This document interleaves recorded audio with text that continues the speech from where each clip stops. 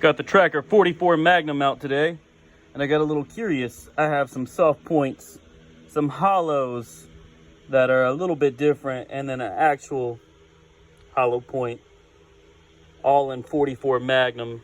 And I want to see if they do any more damage from the other, just on a paper target. So let's figure it out. All right, we're gonna go headshots. We got the soft points loaded up first. Ooh, that's a big bang. At 150 yards out. That's crazy. I didn't even try.